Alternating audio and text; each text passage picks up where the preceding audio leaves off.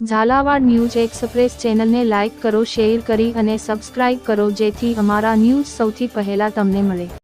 ધ્રાંગધ્રા શહેરના રેસિડેન્સી પ્લોટમાં ગેરકાયદેસર રીતે ધમધમતો પથ્થરનો કારોબાર।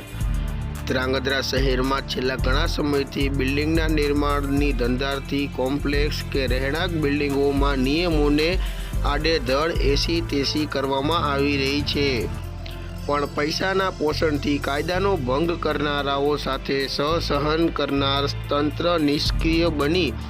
સબસલામત હોવાના ઉચ્ચ સ્તરીય રિપોર્ટ ચિતરી ચૂપ બેઠી રહ્યું છે। ત્યારે ધ્રાંગધ્રા શહેરના કુડા ચોકડીથી નજીક કુડા રોડ પર આવેલ ભોલે રેસિડેન્સી પ્લોટિંગ કરેલ છે, જેમાં કોઈપણ જાતની પરવાનગી વગર કે ઔદ્યોગિક હેતુની મંજૂરી વગર મનમાનીપૂર્વક પથ્થર કટિંગ કરતા કારખાના ઊભા કરી વાણિજ્ય હિત સાધનો કરવામાં આવી રહ્યા છે। એક તકે રાજ્ય સરકાર એક વિશેષ પ્રક્રિયા થકી રહેણાંકને વાણિજ્ય હેતુમાં ફેરવવાની મંજૂરી આપતી હોય છે,